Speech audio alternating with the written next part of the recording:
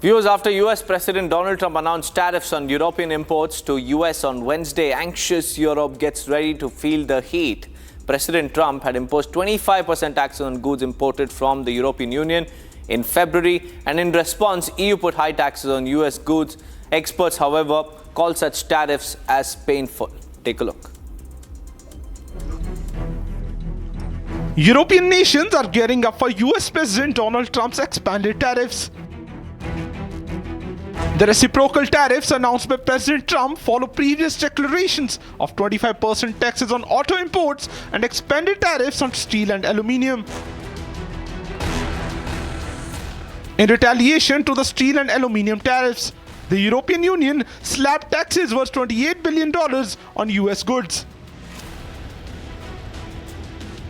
In response to these tariffs, Trump threatened to mount tariff up to 200% on European goods.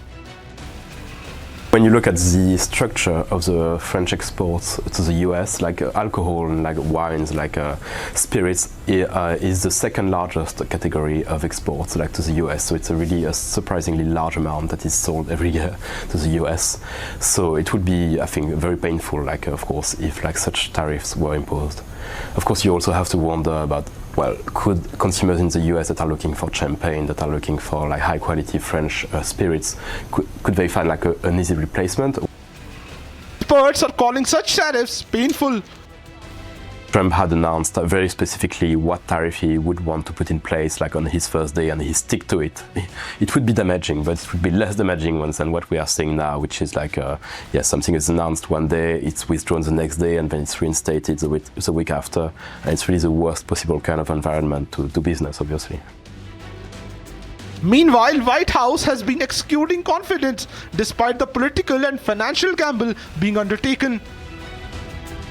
But it's not just European nations that will bear the brunt. Trump has also put tariffs against countries that import oil from Venezuela and plans separate import taxes on pharmaceutical drugs, lumber, copper, and computer chips.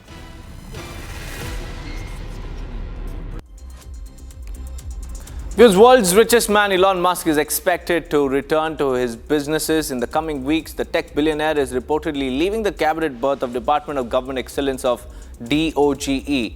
The White House, however, has not yet disclosed any clear timeline for closing down DOGE.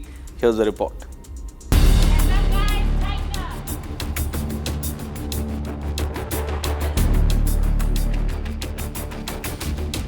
Tech billionaire Elon Musk is expected to vacate the cabinet berth of the Department of Government Excellence. This comes after Musk faced a setback in Wisconsin, where voters rejected his choice for a state Supreme Court candidate despite more than $21 million in personal donation and campaign appearance. Reports of Musk having differences with his cabinet colleague and Secretary of State Marco Rubio over downsizing State Department workforce have also been surfacing. Amid the fresh troubles for the billionaire entrepreneur, Tesla, the electric automaking giant, also saw a 13% drop in sales for the first 3 months of the year. According to certain reports, Musk might be considering to shift his priorities towards business anytime soon. We work closely with the agency heads, there are sort of checks in place. So it's not just us just going in and doing things willy-nilly. It's in partnership with the agency heads, and I check frequently with the president to make sure that this is what the president wants to have happen. The White House remains yet to comment on any clear timeline for closing down Department of Government Excellence.